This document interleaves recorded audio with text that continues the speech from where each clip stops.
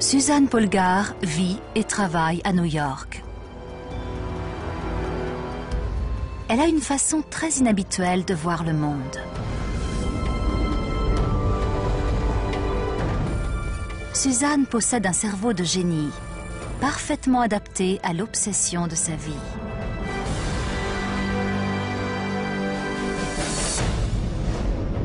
Elle a été la première femme au monde à devenir grand maître aux échecs. Mais elle n'est pas née avec ce cerveau hors du commun. Il a été façonné par une enfance étonnante. Suzanne Polgar est la preuve vivante d'une théorie extraordinaire. Tout enfant peut devenir un génie.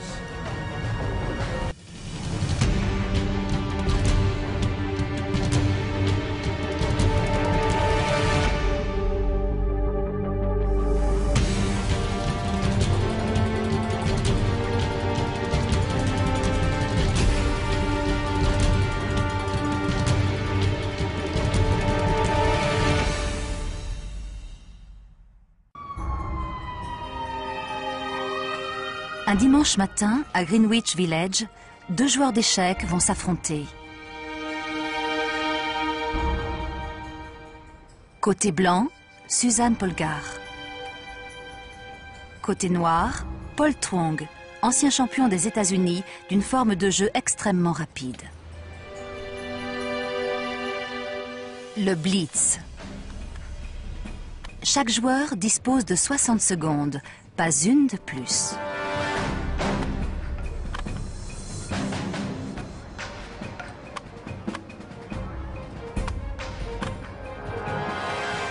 C'est la démonstration ultra rapide du génie des échecs. Vous contrôlez votre destinée. C'est votre cerveau contre celui de l'adversaire. Comprendre le fonctionnement du cerveau de Suzanne peut nous aider à révéler le potentiel d'une autre. À savoir, comment certaines personnes prennent des décisions de vie et de mort plus vite qu'un superordinateur ou font des prouesses de mémoire dans leur profession. Et pourquoi, dans la lutte des sexes, le cerveau d'une fille peut être plus habile que celui d'un garçon. Je suis persuadée que l'on peut réussir tout ce que l'on veut, si on s'y consacre vraiment.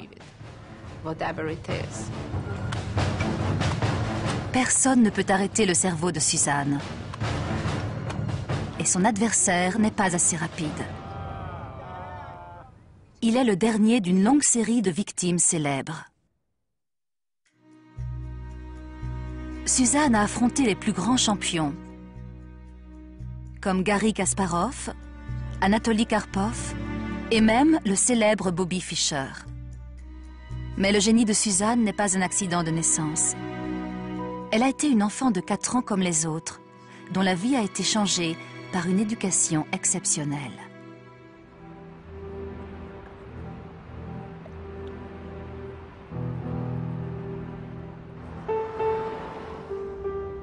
Suzanne Polgar a grandi dans un univers très différent de celui de New York.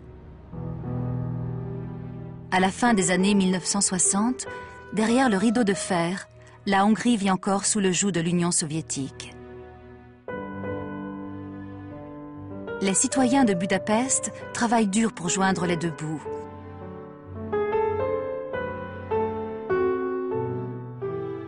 La future reine des échecs n'est pas née princesse. Je suis venue au monde dans cette rue et j'y ai vécu jusqu'à l'âge de 10 ans.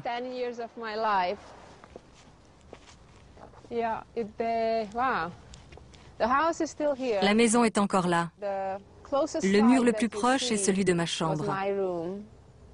C'est là que j'ai appris à jouer aux échecs. La deuxième pièce était la chambre de mes parents et la salle de séjour. Ça me rappelle beaucoup de souvenirs.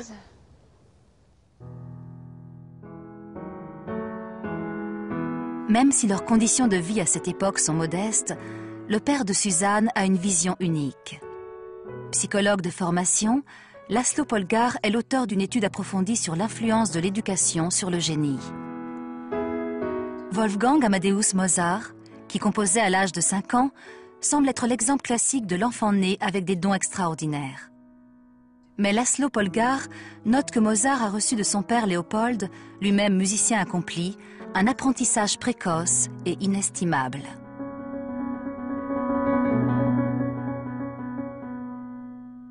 Il en conclut qu'une formation spécialisée est plus importante que les dons naturels, et il conçoit un projet étonnant pour vérifier la validité de sa théorie. Quand Suzanne Polgár naît en avril 1969, le projet pédagogique de la famille Polgár a déjà débuté. Le père a publié un livre intitulé « Le phénomène Polgár » ou « L'art de former des génies », dans lequel il affirme que le génie n'est pas inné, mais acquis. Il est écrit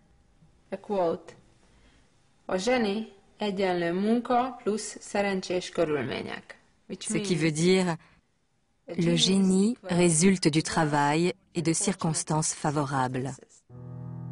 Les circonstances favorables sont le foyer heureux créé par László et sa femme Klára. Le travail sera garanti par László qui fera lui-même l'éducation de sa fille à la maison. Mon père pensait que tous les enfants avaient un potentiel inexploité. Selon lui, aller à l'école ne m'apporterait pas grand-chose de plus.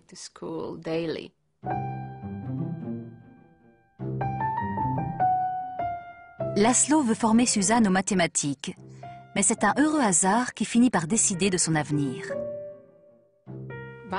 Un jour, en voulant dénicher un nouveau jouet dans un placard, j'ai fait tomber un jeu d'échecs. J'ai demandé ce que c'était à ma mère, qui m'a répondu « C'est un jeu d'échecs, je ne sais pas m'en servir.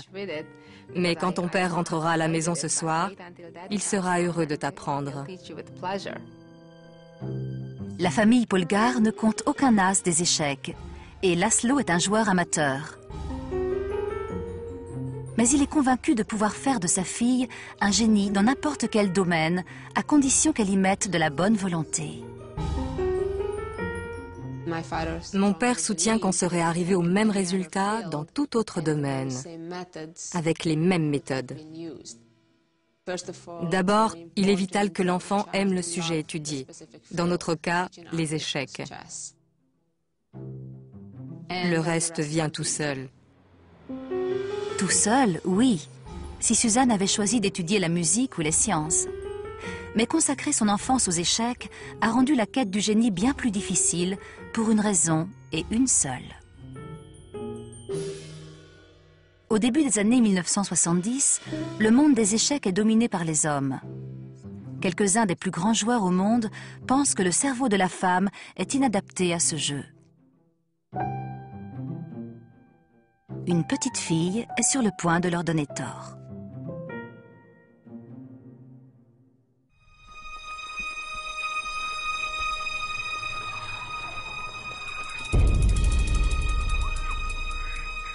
Le parc de Blenheim Palace, dans le comté de l'Oxfordshire. Il abrite l'un des plus grands labyrinthes végétaux au monde. Pour en sortir, il faut un solide sens de l'orientation, éternel sujet de discorde entre hommes et femmes. Comme chacun sait, l'homme ne demande jamais son chemin. Il croit qu'il saura mieux qu'une femme comment aller d'un point A à un point B. Le professeur Peter MacLeod est ici pour savoir si, de temps en temps, les hommes pourraient bien avoir raison.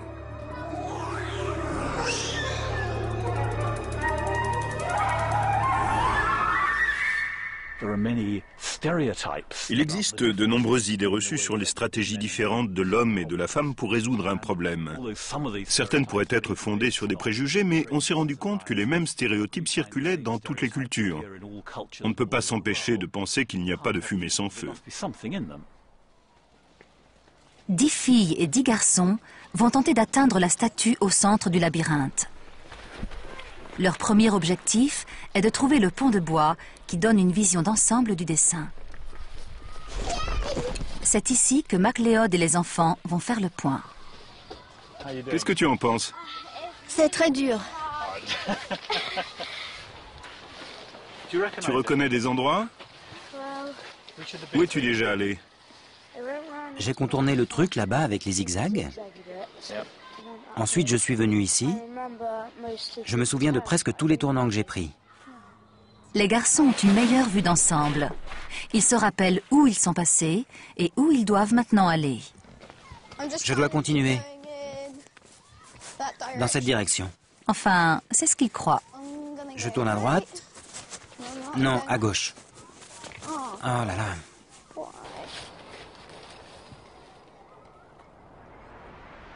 Le cerveau est divisé en deux hémisphères, le gauche et le droit.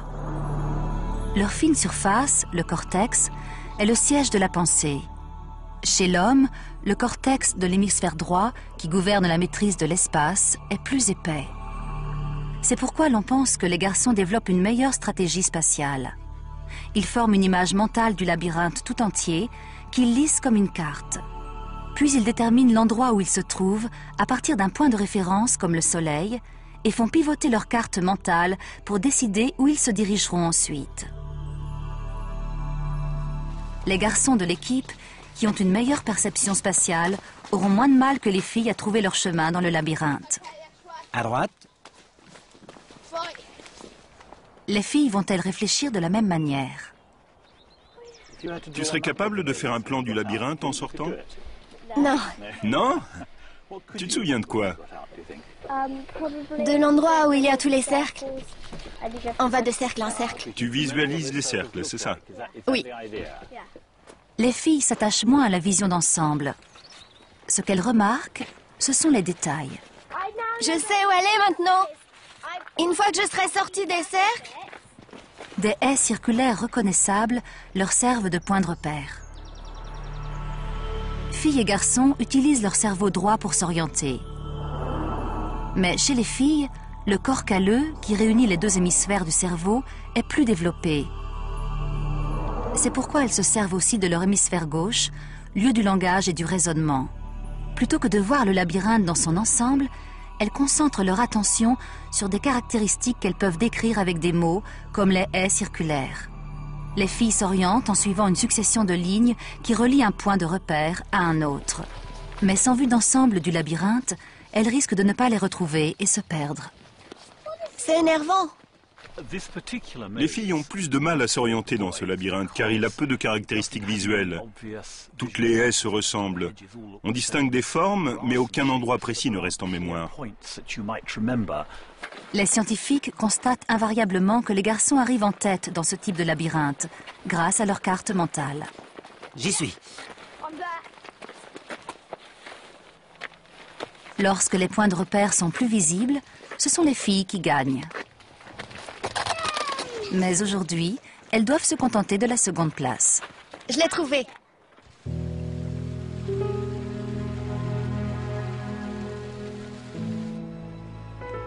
Au début des années 70, il va de soi que les échecs demandent aussi une façon de penser masculine. Pour réussir aux échecs, comme pour sortir d'un labyrinthe, il faut se faire une représentation spatiale de l'échiquier et des pièces. Mais c'était avant Suzanne Polgar. Alors qu'elle n'est encore qu'une petite fille, son père cherche à démontrer que les différences cérébrales entre hommes et femmes n'ont aucune importance. L'homme et la femme n'ont pas le même cerveau. Ils pensent différemment. Je ne le conteste pas. Cela ne veut pas dire que le sexe masculin ou féminin soit supérieur à l'autre. C'est ce qui fait la beauté de la vie. Nous ne sommes pas tous obligés d'agir et de penser de la même manière pour réussir. Tous les chemins mènent à Rome, comme on dit. Quelques mois après lui avoir appris à jouer aux échecs, Laszlo emmène sa fille dans le club le plus prestigieux de Budapest, Voros Meteor. Suzanne va se heurter à l'opposition des hommes à plus d'un titre.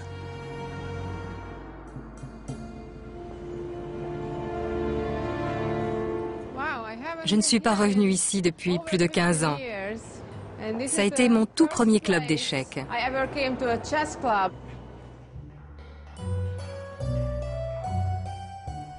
La première fois, c'était fin 1973 ou début 1974.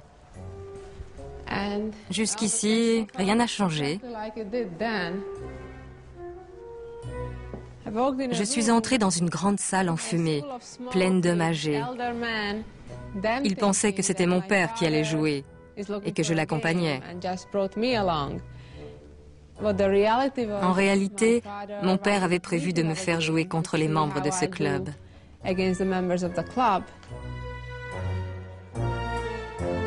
Ces hommes prennent Laszlo pour un fou. Ils veulent bien faire plaisir à une jolie petite fille, mais ne sont pas préparés à ce qui va suivre. Ce jour-là, Suzanne inaugure ce qui deviendra une habitude chez elle, battre un homme aux échecs.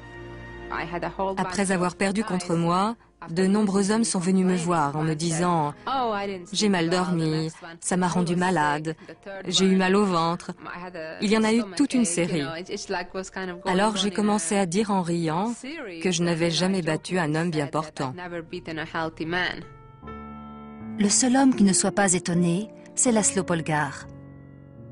Il construit son enseignement sur une faculté mentale qui ne serait pas propre à un hémisphère du cerveau plutôt qu'à un autre. Une fille peut l'acquérir aussi rapidement qu'un garçon. Bientôt, Suzanne bat les hommes du club, les yeux fermés.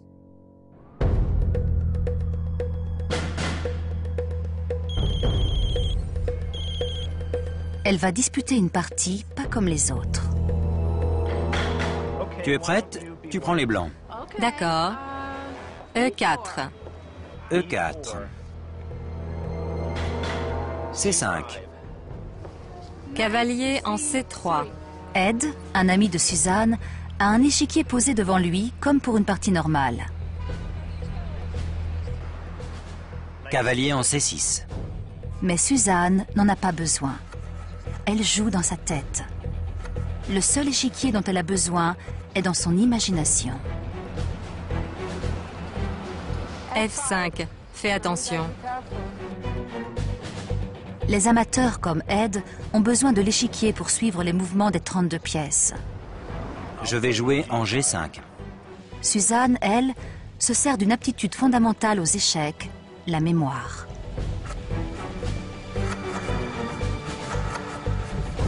Jouer sans échiquier contribue à exercer sa mémoire, ce qu'elle fait depuis l'enfance. Je vais sacrifier mon cavalier. Cavalier prend G5. Tu sacrifies un cavalier. Elle peut disputer jusqu'à 5 parties dans sa tête en même temps. Pion prend G5. Fou prend G5. Tour en E8. La tour prend F3. Cavalier en E5. Tour en G3. Roi en F8. La reine se fait menaçante. Cavalier en G4. Reine en H8. Échec. C'est fini. Roi en E7. Échec et mat. Suzanne, t'as une drôle de façon de dire bonjour. Ce qu'accomplit Suzanne aux échecs est un exploit. Elle ne devrait même pas en être capable. Une tâche continue comme une partie d'échecs est contrôlée par une fonction mentale appelée mémoire de travail, située dans la zone préfrontale du cerveau. Les cellules nerveuses, ou neurones, stockent les informations en envoyant des signaux électriques qui se transmettent d'une cellule à l'autre et forment un immense réseau. Mais ces connexions meurent en quelques secondes, rendant notre mémoire de travail limitée. Imaginez un bloc-notes temporaire qui ne pourrait stocker que 7 éléments. C'est ce que la plupart des personnes peuvent se rappeler.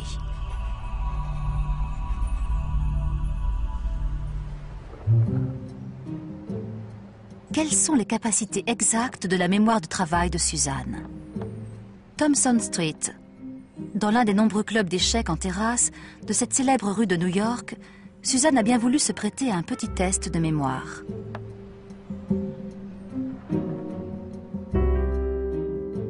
Peut-elle mémoriser toutes les pièces et pions de cet échiquier? Il y a 28 éléments d'information. Pour corser le jeu, l'échiquier a été collé sur une camionnette en mouvement. Suzanne n'a que 3 secondes pour regarder le diagramme. Regardez. Sa mémoire de travail fonctionne à plein régime et en a fait une copie exacte.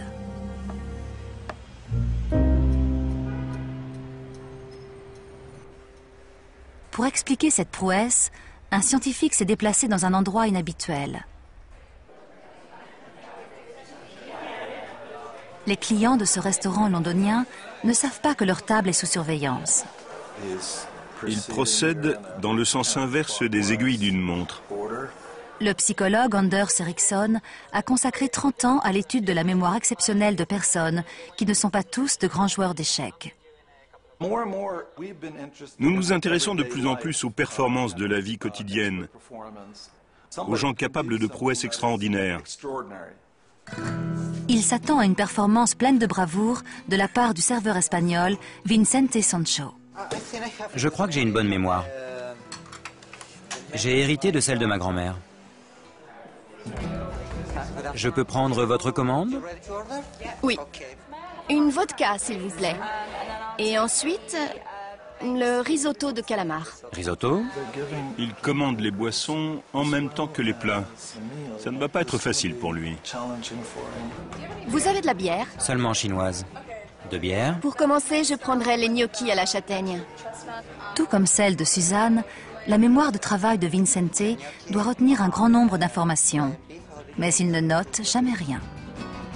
Les calamars sautés pour commencer, s'il vous plaît. Et ce n'est pas fini. Le risotto, et vous? Une caponata. Caponata? À point. À point? Le risotto noir. Un risotto noir? Ensuite, je prendrai les gnocchis. Combien de commandes sa mémoire de travail va-t-elle pouvoir gérer? Je récapitule.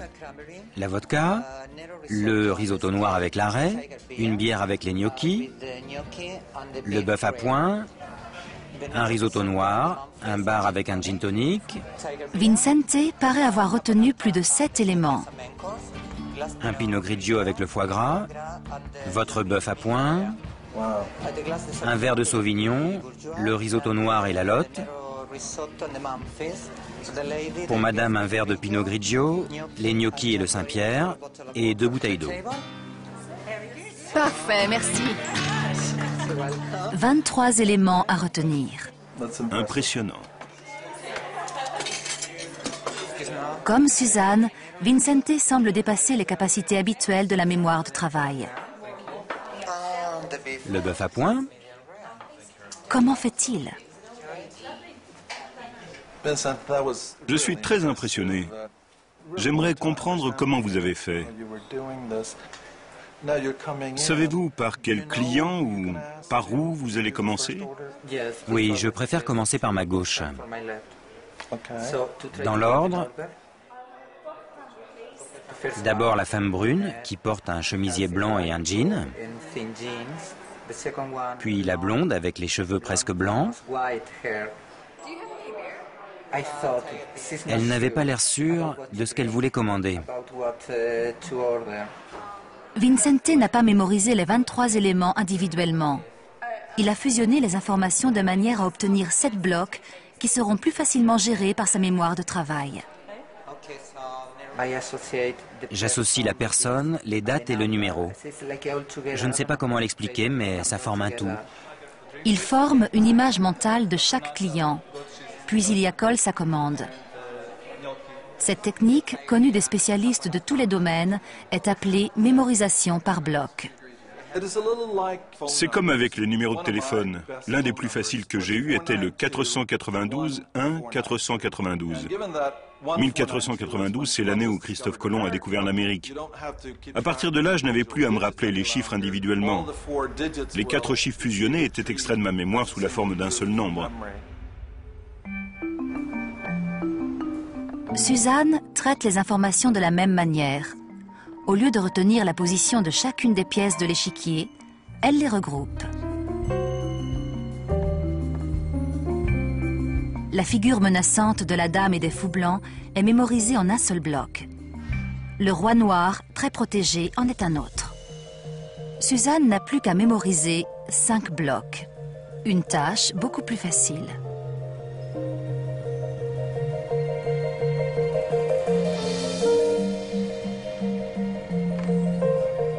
Sans cette technique, sa mémoire ne serait pas meilleure que la vôtre. En voici la preuve. Sur l'échiquier collé de l'autre côté de la camionnette, les pièces ont été disposées au hasard par quelqu'un qui ne connaît rien aux échecs. Cette fois, il n'y a aucun bloc reconnaissable. Suzanne doit mémoriser 24 pièces individuellement. Et elle n'y arrive pas. Toutes les pièces étaient disposées au hasard. C'est beaucoup plus difficile à retenir, surtout en si peu de temps. Comment Suzanne reconnaît-elle les figures d'échecs?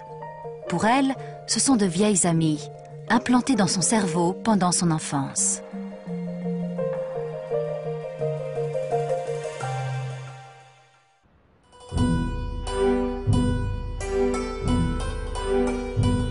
Enfant, Suzanne Polgar a vécu dans cette cité de Budapest.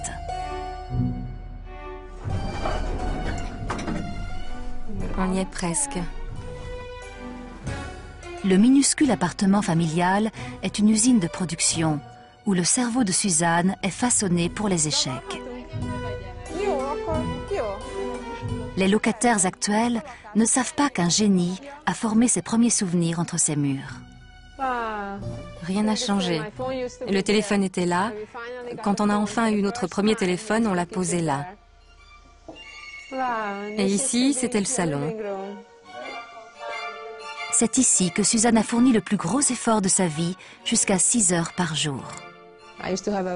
J'avais un mur entier de livres sur les échecs, une collection de 4 à 5 000 titres. J'avais même un catalogue de 200 000 parties qu'on avait découpées à la main dans divers magazines spécialisés et journaux et triés par ouverture et par joueur.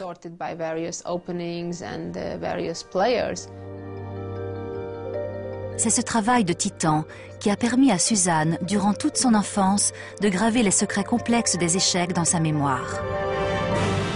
Le nombre de combinaisons possibles est comparable au nombre d'atomes dans l'univers. Mais les figures d'échecs représentent l'ordre dans le chaos. Les mêmes figures, bien que petites, apparaissent encore et encore dans différents jeux.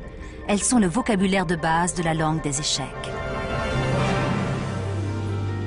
La majorité des enfants de 10 ans ne connaissent que 10 000 mots. Au même âge, Suzanne apprenait 100 000 figures d'échecs.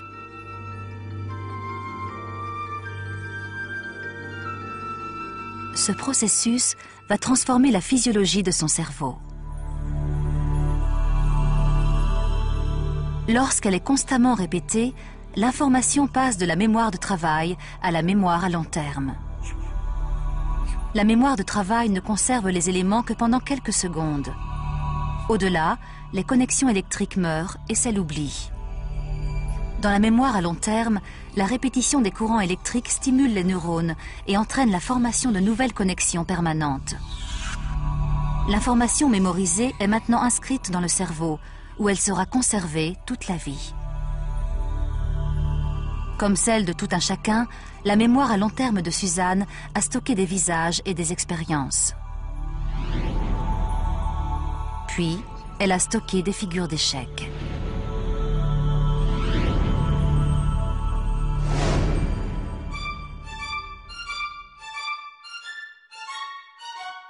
Au début des années 1980, l'usine Polgar augmente son rendement. Les 2 sœurs cadettes de Suzanne, Sophia et Judith, entrent dans la course au génie. En quelques années à peine, la famille est prête à prendre d'assaut le monde des échecs.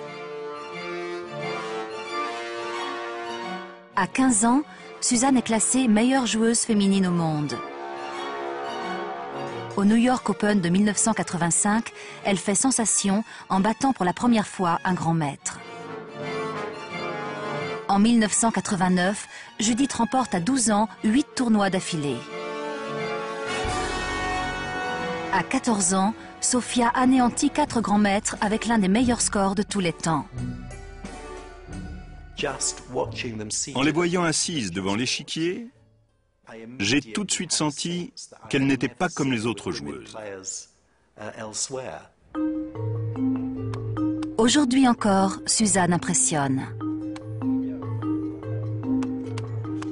Comme ses sœurs, elle paraît jouer un nouveau coup aussi facilement qu'elle respire. On dirait qu'il y a une liaison directe entre leur cerveau et le doigt qui déplace la pièce. Le cerveau humain ne devrait pas être capable de choisir le meilleur coup. Il existe autour de 4 milliards de combinaisons possibles uniquement pour les 3 coups à venir. Seul un superordinateur peut faire ces calculs. Alors comment Suzanne arrive-t-elle à jouer à une telle cadence? Pour William Marston, la seule explication réside dans le fait que son cerveau exploite un savoir-faire très humain. Nous couvrons d'éloges les bons calculateurs, mais nous considérons comme allant de soi toutes sortes de facultés mentales intuitives. Le concept de l'intuition semble tenir davantage de la magie que de la science. Pour William Marston, en revanche, l'intuition est un talent particulier que possèdent de nombreux spécialistes de tous les domaines et que l'on peut expliquer.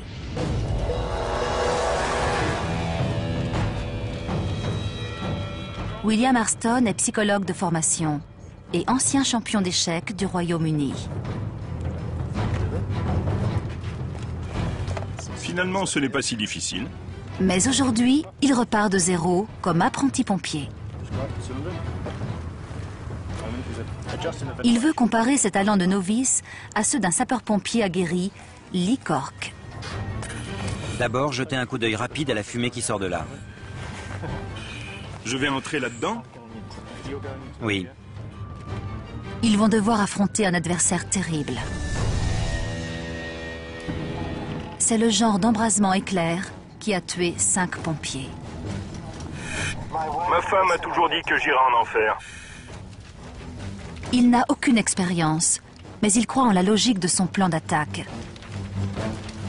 Il compte maîtriser un côté du feu, puis passer rapidement à l'autre. À gauche? Où il va? À droite? Raté. Mais il n'arrive à rien. Les flammes prennent des directions qu'il n'a pas prévues. Elles reviennent vers moi. Soulève. J'essayais d'appliquer des règles. Je m'arrêtais pour réfléchir et je regardais le résultat de ce que j'avais fait. Il y a trop d'eau. Tout ce que Marston a obtenu, c'est un nuage de vapeur brûlante. C'est enfumé. Il essaie encore de s'en sortir par la réflexion. Mais à force d'analyser, il est comme paralysé. On n'a plus aucune visibilité. Restez accroupi. William Marston a appris à ses dépens comment trop de réflexion pouvait tuer l'action. Le pompier Lee Cork lui en fait la démonstration. Il faut refroidir le foyer. Pour un sapeur-pompier, la présence de flammes dans le plafond de fumée est signe de danger. Il réagit instantanément en refroidissant les flammes, sans avoir besoin de réfléchir. Quand on a fait quelque chose un certain nombre de fois, on n'a même plus besoin de réfléchir à la façon de le faire. Plus important encore, on devine ce que sera le résultat de cette action et on se prépare au coup suivant. L'intuition serait donc un savoir-faire acquis. Elle s'appuie sur l'expérience et suppose de reconnaître puis de réagir à des situations familières. Et aussi étonnant que cela paraisse, les joueurs d'échecs se servent davantage de leur intuition que du calcul.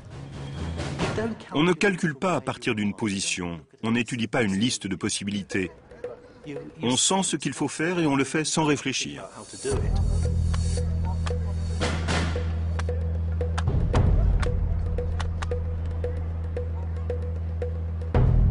Un amateur perd un temps précieux à étudier différentes possibilités.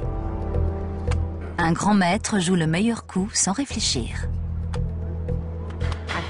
Je dois faire confiance à mon instinct, mon intuition. C'est de la reconnaissance de forme, si vous voulez.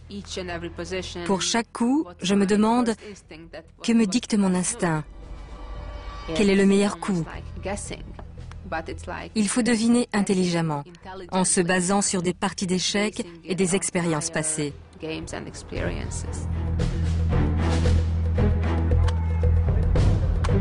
Suzanne devine les coups de son adversaire avant même qu'il les joue. Preston Lasker a la sensation qu'elle lit dans ses pensées.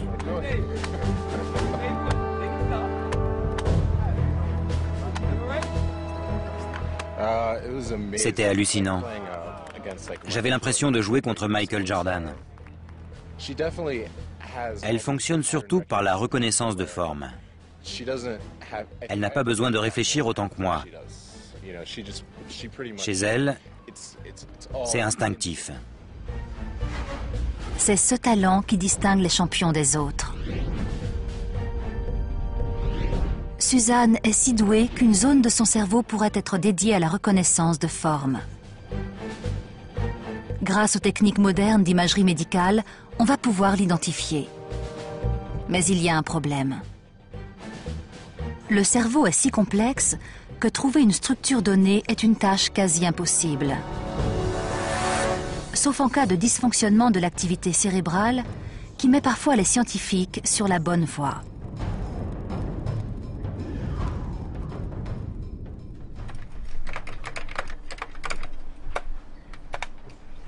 Rédactrice en chef adjointe du Times, le prestigieux journal britannique, Marianne Sigart est au sommet de sa profession. Mais elle ne sait pas reconnaître certaines formes familières. Chaque semaine, j'écris une rubrique qui est relue par un des nombreux correcteurs du journal. L'un d'eux vient dans mon bureau et me tend une épreuve de l'article. Je lui dis merci, je lis le texte et vérifie qu'il n'y a plus de faute. Ensuite, je rapporte l'épreuve au service correction. Seulement, je ne sais plus qui me l'a apporté. Marianne souffre de prosopagnosie, un trouble de la reconnaissance des visages. Même reconnaître un collègue qu'elle voit tous les jours lui est difficile. Je fais le tour du service en regardant discrètement les écrans pour voir si mon article s'affiche sur l'un d'eux. Marianne sait qu'elle voit un visage, mais elle ne le reconnaît pas. J'aimerais savoir comment font les autres pour se reconnaître. Ma vie serait plus simple. C'est aussi dur pour moi d'arriver à comprendre ça que ça l'est pour un daltonien de distinguer le vert du rouge, même si on lui dit « Regarde, ça c'est rouge et ça c'est vert ». Une personne sur 50 est atteinte d'une forme de trouble de la reconnaissance des visages. Longtemps, Marianne n'a pas été consciente de sa maladie, parce qu'elle avait appris à identifier les gens autrement. Le psychologue David Wilkinson veut en savoir plus. Comment reconnaissez-vous les gens? Je me fie énormément aux cheveux. Mais quand les gens se les font couper ou teindre, ça ne marche plus, ou quand ils n'en ont pas. Sinon à la voix, la démarche, la façon dont ils se tiennent, marchent, aux lunettes, les barbes et les moustaches m'aident beaucoup. Vous semblez vous concentrer davantage sur les petits détails, les parties du visage. C'est une autre stratégie. Oui, je fais ça pour compenser le fait que je ne reconnais pas le visage. Je me dis, il doit bien y avoir sur ce visage un détail à retenir. Par exemple, j'ai remarqué que vous aviez une bosse sur le nez. Ça m'aidera peut-être à vous reconnaître la prochaine fois.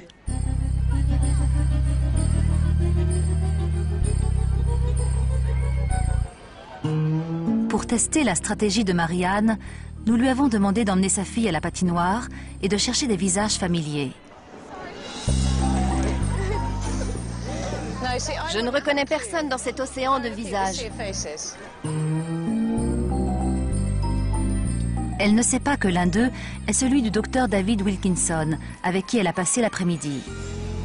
Il est accompagné de Laura, une secrétaire du journal qu'elle voit tous les jours.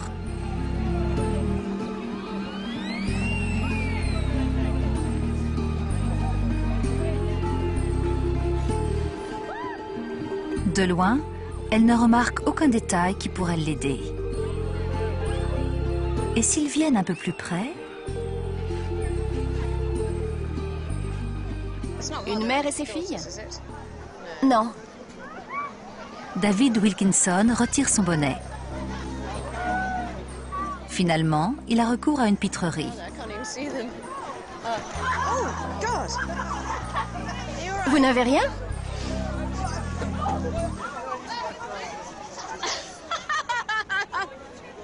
Ce n'est pas vrai. Je te présente David, avec qui j'ai passé l'après-midi. Ravi de vous connaître. Et voici Evie. Je me demandais si vous alliez me reconnaître. Le plus drôle, c'est que je venais juste d'en parler. Qui est-ce? Ce n'est pas Laura? Ce n'est que quand tu as avancé ton visage que j'ai vu la bosse sur ton nez. Les IRM du cerveau de personnes comme Marianne font apparaître des lésions sur la zone qui contrôle la perception des visages. L'aire fusiforme des visages est localisée à l'arrière de la tête. C'est dans cette zone que sont traitées les premières informations perçues par les yeux. Un cerveau sain analyse les proportions des yeux, du nez et de la bouche.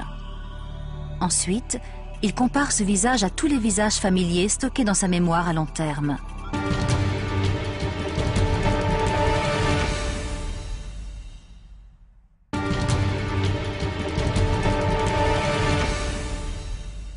L'aire fusiforme des visages est localisée à l'arrière de la tête. C'est dans cette zone que sont traitées les premières informations perçues par les yeux. Un cerveau sain analyse les proportions des yeux, du nez et de la bouche. Ensuite, il compare ce visage à tous les visages familiers stockés dans sa mémoire à long terme. Le processus tout entier se fait en une fraction de seconde. Il ne nous faut que 100 millisecondes pour reconnaître quelqu'un que nous avons déjà rencontré. Là encore, c'est une question de reconnaissance de forme, comme aux échecs. On doit identifier chacune des pièces. Mais le plus important pour un joueur d'échecs, c'est la façon dont il va appréhender la relation spatiale entre les pièces. Dans chaque cerveau se trouve une aire de traitement des visages. Mais notre environnement est fait de nombreuses formes complexes. Existe-t-il d'autres zones cérébrales dédiées à ces formes? Rares sont ceux qui perçoivent les formes aussi bien que Suzanne Polgar. Nous allons lui faire passer un IRM pour découvrir ce qui rend son cerveau si unique.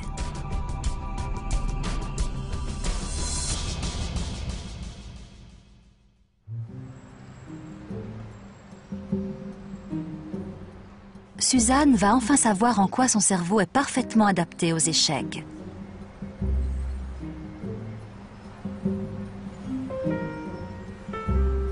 Elle a rendez-vous à l'Université Columbia avec le professeur Joy Hirsch, spécialiste mondial des techniques d'imagerie cérébrale.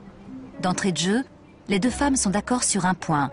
Ce n'est pas la taille qui fait la différence. Le cerveau de la femme est nettement plus petit que celui de l'homme. Mais nous savons que cela n'a aucune incidence sur l'intelligence. Absolument, on est d'accord là-dessus.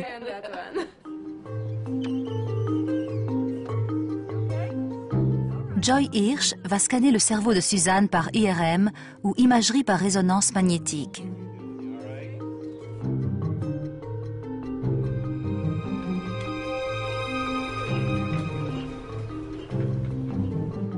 À l'intérieur du scanner, on lui projette des images de quelques-uns des plus célèbres joueurs d'échecs au monde.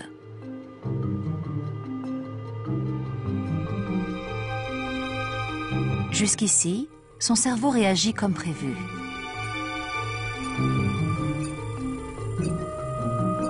L'aire fusiforme des visages est fortement activée.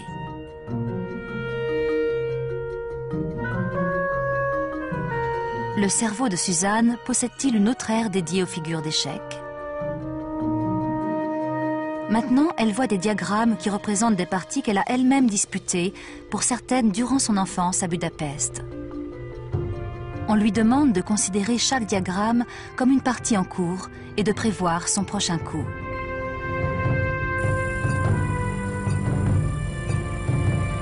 Voici les premières images d'un cerveau de champion jouant aux échecs. Leur comparaison avec les images de reconnaissance des visages conduit à une découverte étonnante. Ceci est la partie inférieure de votre cerveau, découpée en 4 tranches. Et ici, vous voyez l'aire fusiforme des visages. Suzanne se sert de la même zone pour les visages et les échecs. Chez vous, on ne peut pas différencier la zone des visages de celle des échecs. C'est la même. Le cerveau de Suzanne s'est approprié l'aire fusiforme des visages et l'a adapté aux échecs. Ce ne sont pas de nouveaux visages, mais des figures d'échecs qu'elle compare à l'immense bibliothèque de combinaisons inscrites dans sa mémoire à long terme. Suzanne reconnaît une combinaison familière en 8/10 de seconde, soit presque aussi rapidement que le visage d'un vieil ami.